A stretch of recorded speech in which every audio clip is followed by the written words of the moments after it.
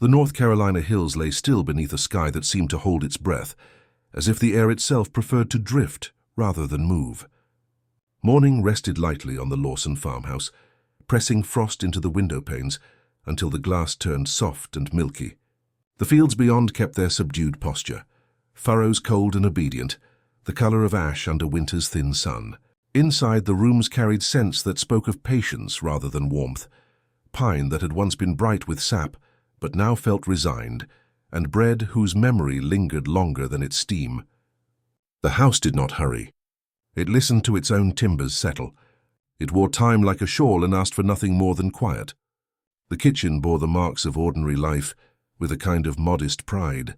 A wooden table, dulled by years of hands and seasons, kept its low sheen where light passed across it. A simple stove showed darkened iron that had known countless mornings, and a small stack of plates, mismatched and earnest, waited for a day already planned by habit rather than choice. The corners kept their dust where no one felt the need to reach, not out of neglect, but out of acceptance. This was a place where stillness was not a lack, but a way of being. A sprig of green had been set in a jar, not because it was rare, but because it was enough. The house understood small things. It understood how a room holds a family the way a palm holds water, carefully, aware of how easily it can slip away. On the porch, frost gripped the rails and traced faint white sentences along the boards. The fields wore the same handwriting, as though the land had been written upon by a slow hand that knew each ridge and root by name. Breath did not show much in the air. The cold was not theatrical, only thorough. In the yard, the path to the well held the faint, shallow story of many steps, softened now to a single pale ribbon that led and returned under an open, colorless sky. The wind, when it came, did not make a sound. It only rearranged the weight of silence and moved on. Within the house, small tasks made their way from intention to completion without drawing attention to themselves. A towel was folded along its old crease, a cup moved from one edge of the counter to the other, a knife wiped dry with the same careful pass it had known for years. The clock on the wall held its measured patience and permitted each second to settle before offering the next. Nothing insisted, nothing argued. Even the light agreed to arrive as if it had been invited slowly. It did not strike, it rested. It paused upon the chair backs, dusted a faded apron on a hook, crossed the floor with the faintest sense of apology, and waited there. In a small front room, a photograph with no frame leaned against a book whose title had been loved into unreadability.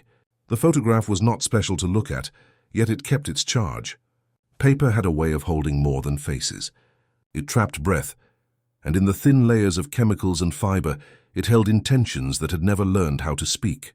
The image felt suspended, like a word before it leaves the mouth, like snow that has started to fall and changed its mind. Around it, the shelves did what shelves do, carried weight, made order, kept quiet. A chipped figurine, once bright and clear, now wore a film of years. Its smile softened into a kind of agreeableness that could not trouble anyone.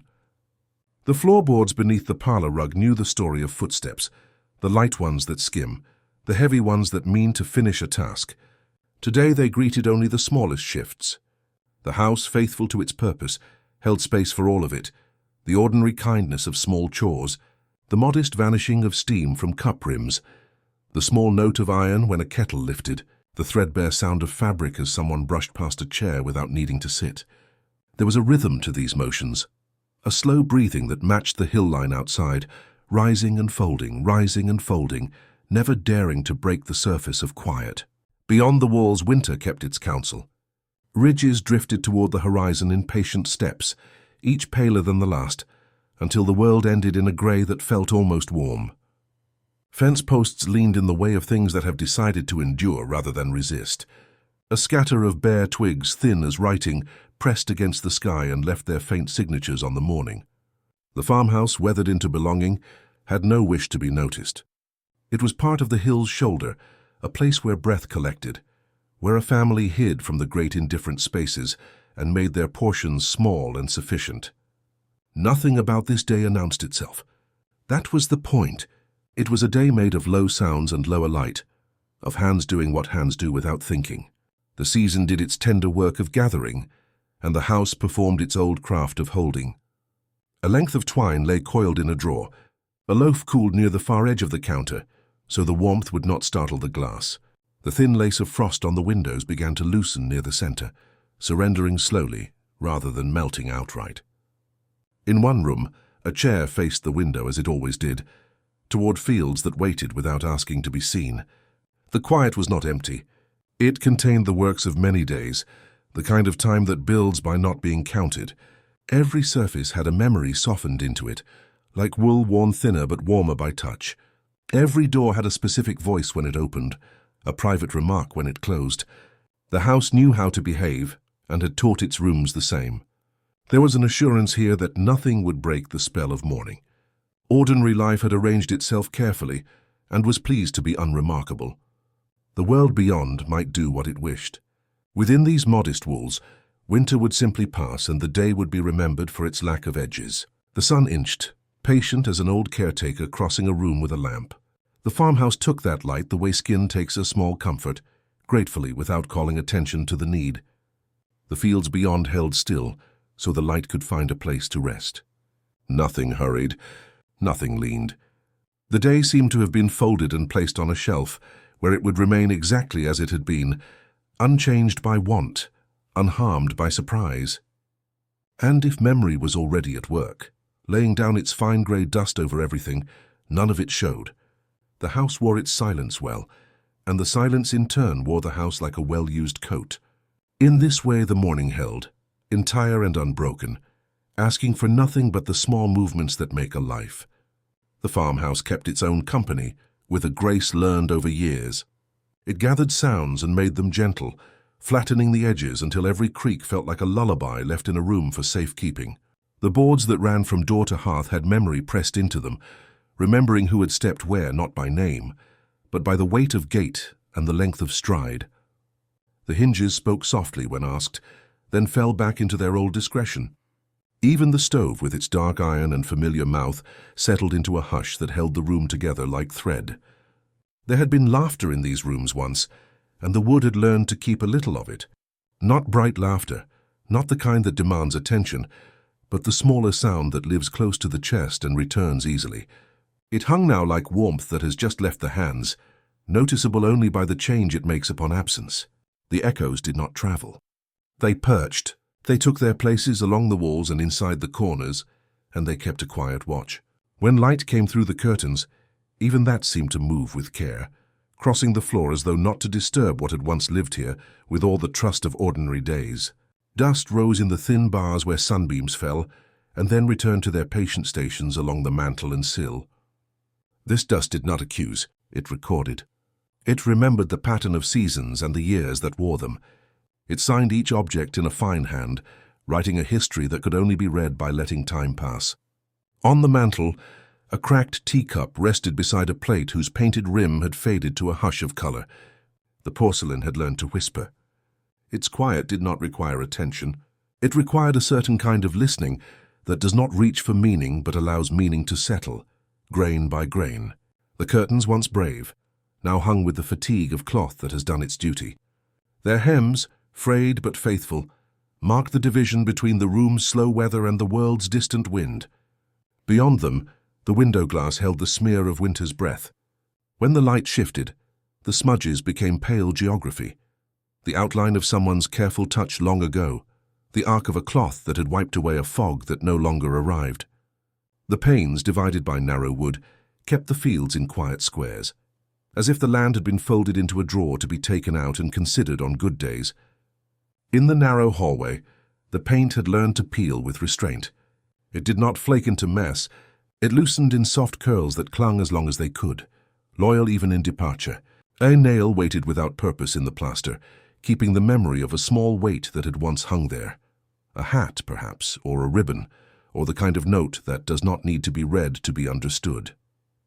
The floor beneath bore the shine of countless passings, dulled now into a modest glow that accepted the dimness without complaint. The echo of those passings remained not in sound, but in a calm that felt earned. There were rooms where air felt denser, places where silence collected like water in a basin. The dining room was such a place. The chairs kept their places as if they possessed their own will. Their legs wore a shallow halo, where the varnish had surrendered to many small movements. The table held a faint scar running its length, a long pale thread sewn by time and use. Light crossing this surface found every mark and did not judge. It showed what had been done here, cutting and mending, sharing and saving, the work of quiet seasons that survive because they ask little and give what they can. The echoes that remained were not content to be obvious. They lived in the way air cooled in the afternoon, in the way shadows refused to hurry to the corners, in the way the house waited between one sound and another, as if honoring a guest who had not arrived. The clock offered its careful punctuation, and then perhaps chose to rest for a while, not from exhaustion but from agreement. Time in this house obeyed a different rule. It thickened where stories had settled and thinned where tasks had once been swift. The hours lengthened or reduced themselves as needed, and the rooms accepted the alteration without remark. On a small shelf near the back door, a child's comb lay beside a button that had lost the garment it belonged to. The comb's teeth were uneven, one missing, one bent. It had done its work and then been allowed to sleep. The button, scratched with use, held a rim of thread, as if still practicing attachment. These were not relics. They were proofs. They held the shape of everyday tenderness, the sort that goes unseen and only reveals itself when all the larger things have gone. Nearby, a scuff upon the baseboard remembered a hurried turning, the kind of motion that does not mean harm, only life. The echoes did not ask to be heard. They did not even insist upon being noticed, but they made themselves present in the rooms, the way a scent lingers in a garment, long after the wearer has left it folded away. Sometimes a draught would raise itself and pass through the hall, as if testing the memory of an open window. The curtains would stir slightly, and the echoes would rearrange themselves, never leaving, only choosing new places to rest. In that small, nearly invisible motion, the house gave permission to continue, to endure, to remain available to a past that would not harden into stone. Nothing in the farmhouse felt haunted by spectacle.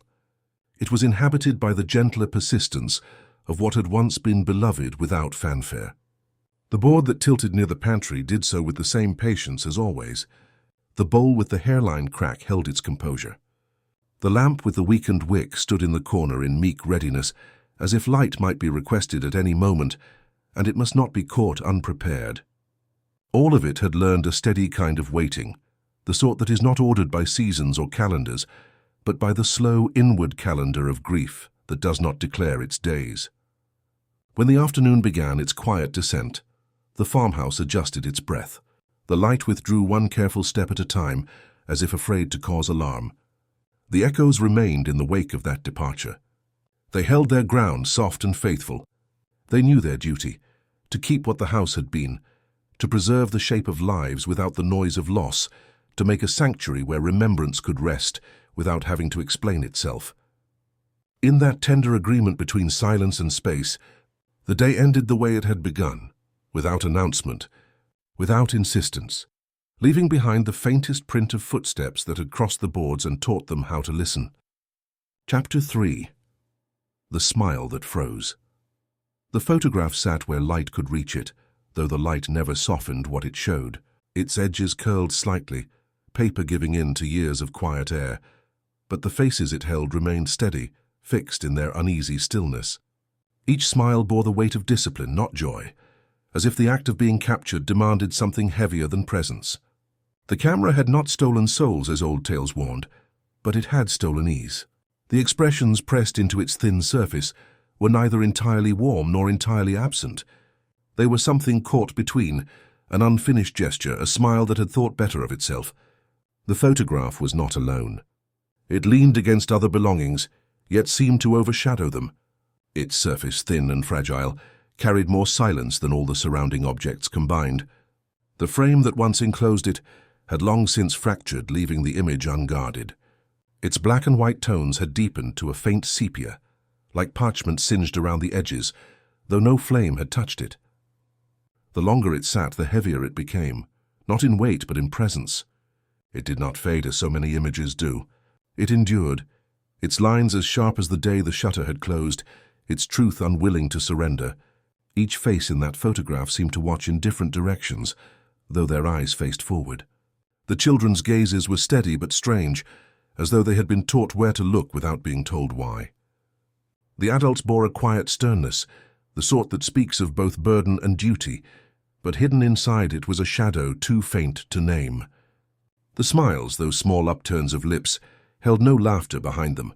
They were thin gestures, almost apologies given to the lens as if to satisfy it, rather than to offer anything of themselves. Time had stiffened them further. What might once have been uncertain now looked final. The room around the photograph seemed to shape itself according to the image. The air grew tighter near it, as if sound did not wish to pass too close. Dust found its way onto the surface, no matter how often it was brushed away, as if the house insisted on cloaking it. When light moved across it, the glassy sheen revealed every fingerprint ever placed there, though none remained fresh.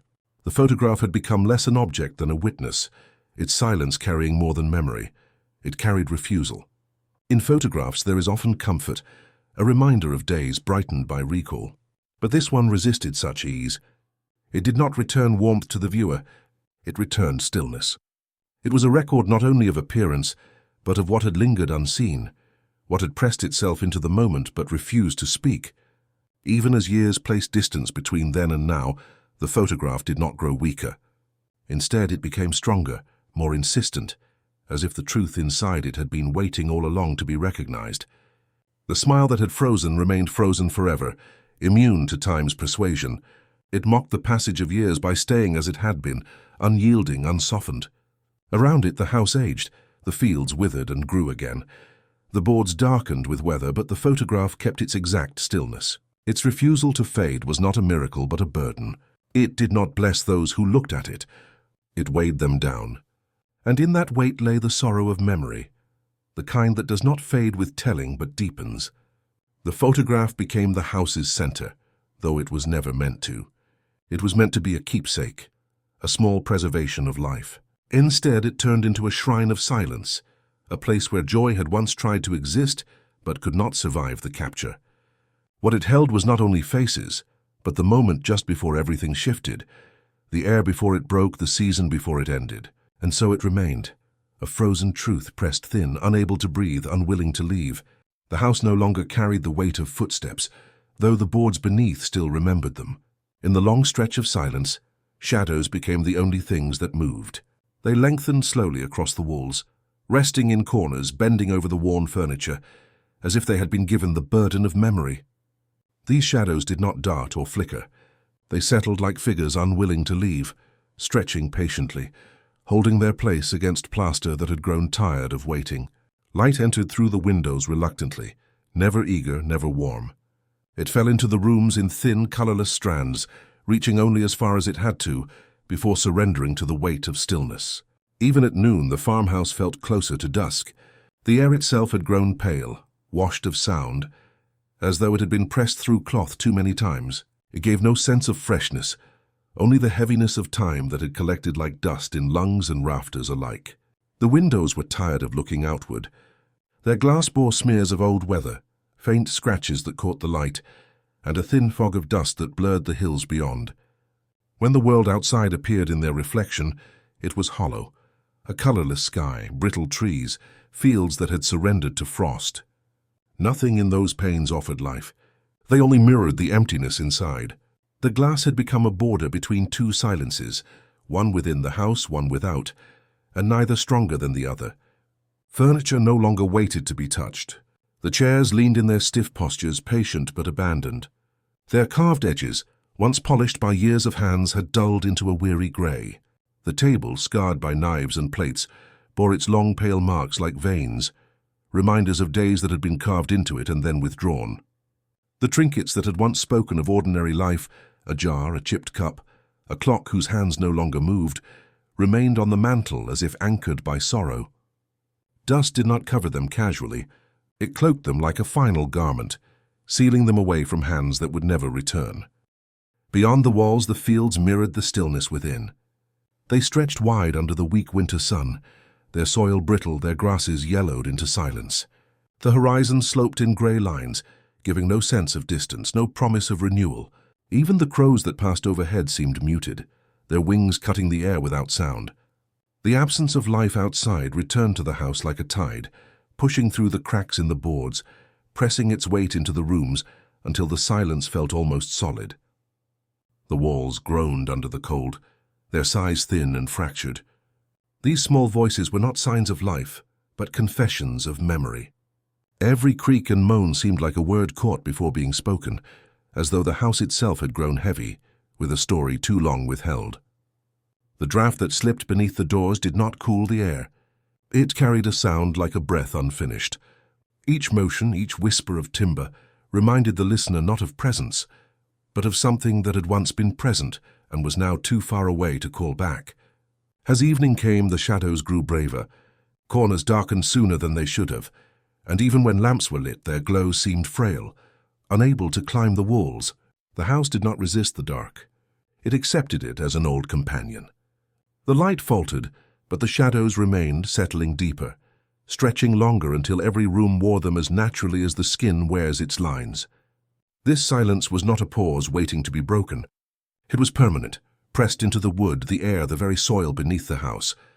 It was not the silence of peace nor of rest, but of absence, the kind that cannot be undone. It clung to the farmhouse like frost on glass, patient, unrelenting, waiting not to be noticed but to be endured.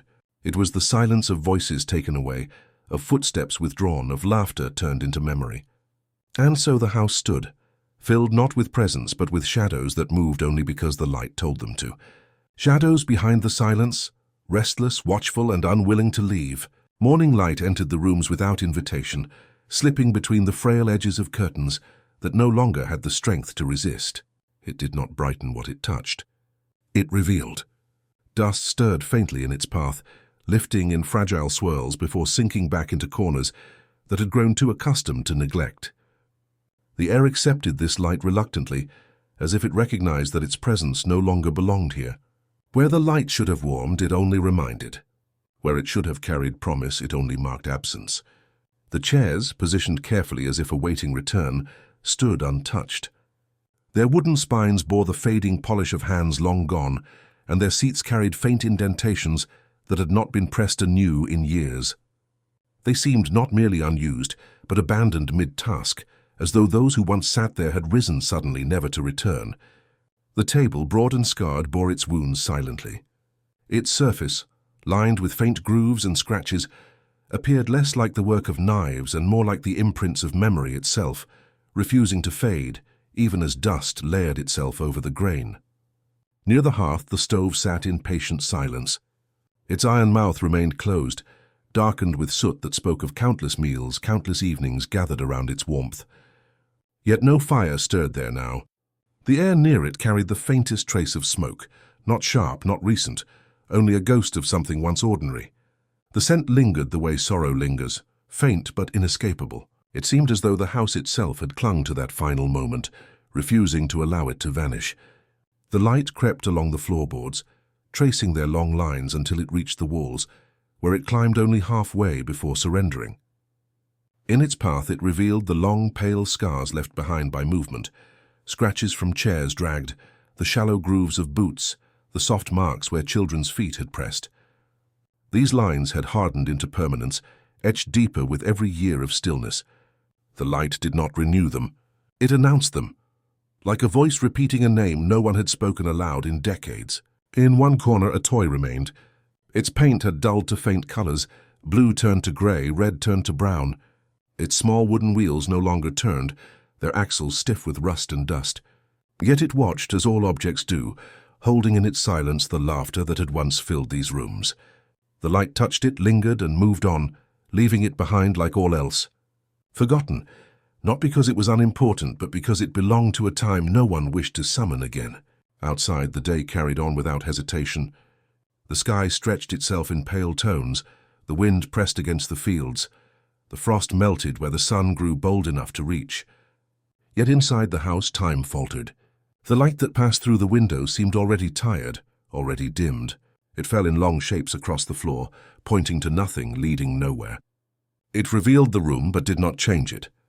Instead, it seemed to join the silence, adding its own weight to what was already too heavy. The longer the light stayed, the more it seemed to fade, as though the house consumed it. Curtains that once danced in brightness now sagged against their cords. The glass of the window did not shimmer. It dulled. Even the dust that rose in its path fell back quickly, unwilling to stay aloft. Light, which should have meant life, became a witness instead. It marked what was gone, and in doing so, it became part of the absence itself. By evening, the house grew darker again, but it was not the natural darkness of night. It was the return of something truer, the silence unbroken, the stillness absolute. The light had done nothing to chase it away. It had only emphasized its permanence. Every object remained where it had been, every shadow returned to its corner. The day outside moved forward, but here inside nothing had changed. The farmhouse remembered what it had lost, and even the light, once a symbol of life, had become only another way to reveal what could never return. The Lawson name lingered in the air of the town, but not openly. It was carried in fragments, lowered voices, and pauses that seemed to last longer than necessary.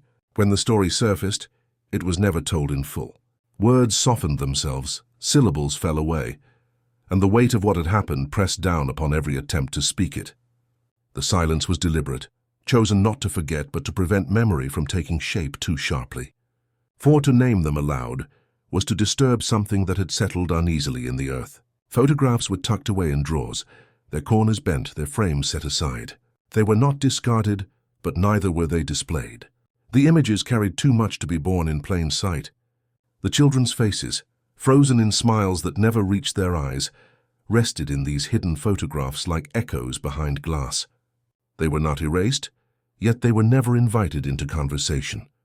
The silence around them was not indifference. It was protection, perhaps, or fear of summoning the sorrow too directly. In the farmhouse itself, the names seemed to breathe in the dust.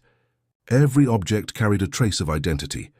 A scarf left on a chair, a cup chipped in one place and no other, a book whose page had been turned but never finished. These small remnants whispered ownership, but only to the walls.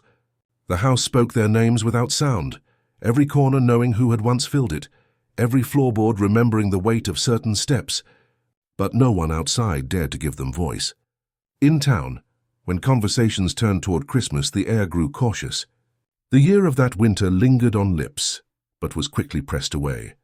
People glanced toward the ground or folded their hands too tightly. What should have been a season of laughter carried a shadow, and every mention of the Lawson family was swallowed by the same heavy silence. The children who grew older in that town learned to hear the story without hearing it, to understand sorrow without needing to be told. It lived in the gaps, in the way adults avoided certain roads, certain phrases, certain memories. The graves bore their names in stone, but even there time worked against them. Rain softened the edges of each letter. Moss crept along the grooves until what had once been clear began to blur. The names remained, but weaker, more difficult to read with each passing year. The ground itself seemed reluctant to carry them forward, as if even stone preferred to fade. Visitors stood quietly, not daring to linger long, for the silence in that place was too strong, too insistent. It pressed against the skin like cold iron, reminding each visitor of what could not be spoken aloud. Inside the farmhouse, the silence was even sharper. Papers curled in corners, letters never sent, receipts folded and kept, notes scrawled in hands that would never write again. Their ink had not yet vanished, but their meaning had. The words held weight, but without the voices behind them, they fell into stillness. Even the air carried the impression of names once called across rooms, once whispered into evenings, once spoken with the ease of family. Now they existed only in the hush that followed every breath. When strangers asked, the story was given carefully, as if handling fragile glass. It was never told in full, and often it was avoided entirely. The names themselves became too heavy to carry aloud. They lived in silence, carried from one generation to the next without being uttered, a kind of unspoken inheritance. The children's faces, the mother's weary eyes, the father's burdened stance, all lingered, but their names dissolved into air. What survived was not the sound of them, but the weight of not speaking them. In time, silence became the truest monument. It was stronger than stone, heavier than words, and more lasting than memory. Each unspoken name echoed in its own way, filling the spaces left behind, pressing against the present like a shadow. And so the Lawson family remained, not through the voices that dared to remember, but through the silence of those who could not. Their names became part of the air, woven into stillness, carried forward without being said. In that silence lay the deepest sorrow. Not that they were forgotten, but that they were remembered in ways no one dared to speak. As the years slipped forward, the story of that winter day sank beneath layers of dust and retelling, but the stillness of the farmhouse never changed. Time moved elsewhere. Towns grew, fields shifted with seasons. Voices were replaced by new generations. But here, in this small patch of land, the air remained the same. Those who wandered close spoke of a quiet that pressed against the skin, heavy and unyielding, as though the silence itself had weight. It was not the ordinary hush of abandoned rooms. It was the stillness of sorrow, unwilling to dissolve. The ground around the house seemed reluctant to hold footsteps. Travelers described how even the crunch of gravel fell shorter than it should have, fading into something muted before the sound had finished leaving the mouth. Paths leading to the door felt stretched, as though the space between earth and wood had grown longer than it truly was. The house appeared closer than it sounded, and yet further than it seemed. The air thickened around it, dimming voices swallowing small noises, pressing every breath into silence. Within the walls, the atmosphere had gathered into something dense and patient. Dust clung tightly to rafters, unwilling to stir even when the wind pressed against the cracks. The windows looked out but seemed not to see, their glass clouded with faint films of time that no hand attempted to clear. Curtains sagged in their folds, stiff with disuse, fabric brittle and pale. The boards beneath the rooms no longer creaked in protest. They whispered in soft tones, like sighs escaping wood that had grown tired of holding its own weight. The objects of daily life remained, each in its place, untouched but unwilling to vanish. A cracked mirror leaned against the wall, reflecting only shadows, its silvering mottled like a failing memory. Clothes folded long ago kept their place in a chest that no one opened, the fabric fading into the color of old smoke. A wreath once green with pine lay dusted and brittle, its needles sharp only in memory. Even the simplest things, a pair of shoes at the base of a stair, a comb resting on a shelf, seemed caught in pause, as if waiting to be claimed but knowing they never would be. It was not terror that lived there, but sorrow too deep to leave. The silence did not threaten. It endured. It pressed gently, insistently into every room, making each object heavier with what it remembered. Visitors who dared to enter spoke later of the same sensation, that the house seemed to be listening. Not for voices, but for acknowledgement. It asked nothing, yet it carried everything.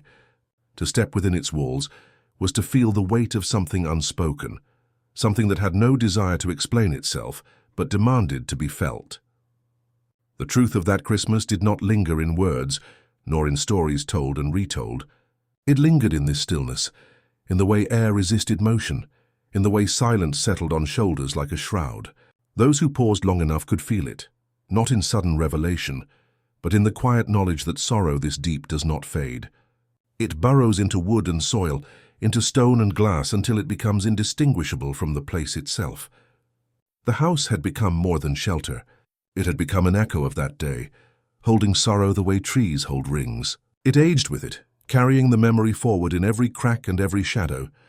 No sound could alter it, no light could undo it. The stillness was patient, endless, eternal, and in that stillness the truth waited, not spoken, not shown, but felt. It did not need to be told, for it was already known. Like a shadow that never lifted, the truth remained, resting in silence, waiting for no one, yet never leaving. Long after the farmhouse surrendered to weather and time, its memory remained. The walls, once upright and stern, crumbled into themselves, beams sagging like tired shoulders. Roof shingles scattered into the soil, and boards split quietly under years of rain. Yet even as the house dissolved, the story it carried did not. It lingered in the air of the hills, drifting through the winters like a mist that never rose to the sun. The land itself seemed to remember, holding the silence tighter than stone could. The Lawson family lived on not in their presence, but in the ache of recollection. Their lives had been cut short, yet their absence stretched further than their days ever had. Neighbors grew old, their children grew older, and the town changed in ways the family would never see. But every December, when the air grew brittle and the fields turned pale, the memory returned. It was not spoken loudly. It did not need to be. It arrived like frost on glass, subtle, unavoidable, always the same. Photographs became the final keepers of their faces. Curled at the edges, yellowed with years, they resisted fading. The smiles held there, those uneasy, frozen gestures, remained sharper than time intended. They were passed from hand to hand in silence, eyes lingering but mouths refusing to speak. To look upon them was to feel the weight of what had been taken, to see not only the faces, but the shadow of the day that followed. These images endured like wounds pressed flat. Impossible to heal, impossible to ignore. The farmhouse, even in ruin, held echoes. The hearth, collapsed in part, still bore traces of soot. A fragment of curtain clung to a rusted nail, its threads unraveling yet refusing to let go. Floorboards, broken and scattered, still carried faint stains of wear, the imprint of footsteps long withdrawn. Visitors felt it even decades later, the sense that the house had not emptied, but had chosen to hold its silence forever. Though the walls had fallen, the memory of voices and movements remained suspended in the air, tethered to a place where time had refused to move forward. The land around it told the same story.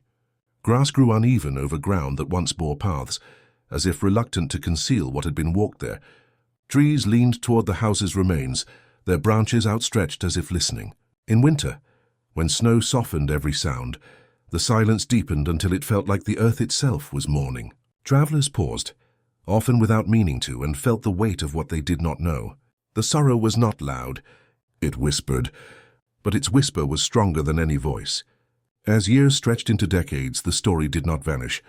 It was carried in lowered tones, in the careful words of those who remembered enough to tell, and in the silence of those who could not.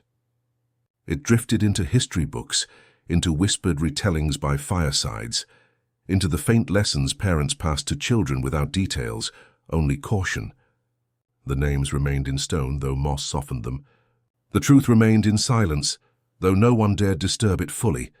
The memory endured not because it was repeated often, but because it was never allowed to leave.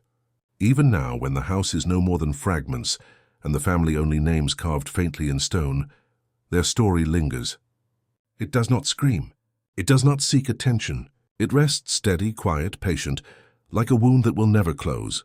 The Lawson family is remembered not by noise, but by absence. Their Christmas, their laughter, their silence, all remain in the air of those hills carried by winters that come again and again. And in that silence the memory stays, not fading, not forgiving, simply waiting, forever part of the land.